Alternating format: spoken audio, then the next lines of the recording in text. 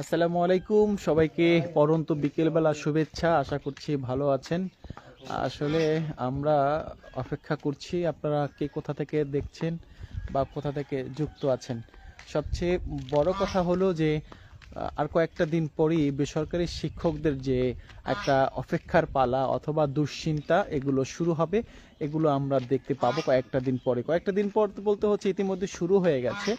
আপনারা জানেন যে বেসরকারি শিক্ষক যারা রয়েছে তারা একজন কর্মচারীর চেয়েও কম বোনাস পাবেন এবং সেই বোনাসটা পেতেও তাকে অপেক্ষা করতে হচ্ছে বা অপেক্ষা করতে হবে কয়েকটা দিন, এবং অনেকে পাবে হচ্ছে ঈদের আগে অথবা ঈদের এক সপ্তাহ পরেও পাবে। এমন দুর্বিষহ জীবন বেসরকারি শিক্ষক বা এমপিওভুক্ত শিক্ষকদের হবে। এই কয়েকটা দিন পরেই আমরা সেটা হারে হারে টের পাবো।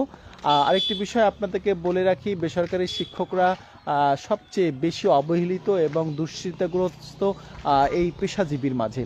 যদিও পেশাজীবীটা সম্মানের বলা হয়ে থাকে, কিন্তু যেই সম্মানের পেশাটায় নিজের সম্মান থাকে না সেটা হচ্ছে সামাজিক সম্মানের পেশা। যে সামাজিক সম্মানের পেশাটা বলতে আমি আপনাদেরকে বোঝাচ্ছি যে সমাজে সবাই তাকে রেসপেক্ট করে, ঠিক আছে, কিন্তু অর্থনৈতিকভাবে যে রেসপেক্ট হওয়ার কথা সেটা কিন্তু বেসরকারি শিক্ষকরা মোটেই হচ্ছে না। বেসরকারি শিক্ষকরা সমাজের সবচেয়ে অবহেলিত এবং দুশ্চিন্তাগ্রস্ত এবং ঋণগ্রস্ত, এটা আমি মনে করি। আপনারা কি মনে করেন সেটা আমি জানি না, কিন্তু আমি মনে করছি বাংলাদেশে একমাত্র বেসরকারি শিক্ষকরা সবচেয়ে দুশ্চিন্তাগ্রস্ত এবং ঋণগ্রস্ত।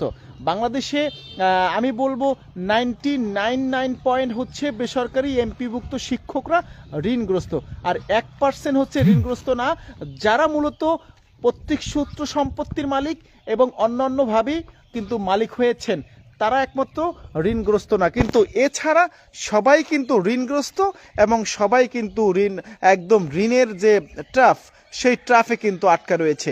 অনেকের এমনও শিক্ষক রয়েছে অনেকের বিল 1 টাকাও থাকে না, সব ঋণে চলে যায়। তার মেয়ে বিয়ে দেওয়া লাগছে, সেক্ষেত্রে ঋণ করে তার মেয়ে বিয়ে দেওয়া লাগছে। সমাজে একটু জমি রাখতে চেয়েছে, ঋণ করে তার সমাজে ঋণ পরিশোধ করতে হয়েছে। এই আর মাত্র একটা সপ্তাহ পরই সকল পেশাজীবীরা তাদের শতভাগ বোনাস পাবে।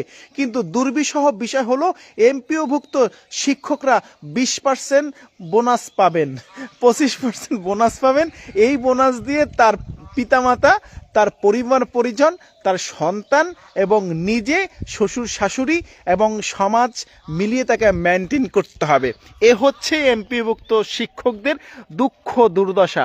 আপনারা কেমন আছেন জানি না, কিন্তু আমি মনে করছি সবচেয়ে কষ্টকর একটা দুর্বিষহ সময়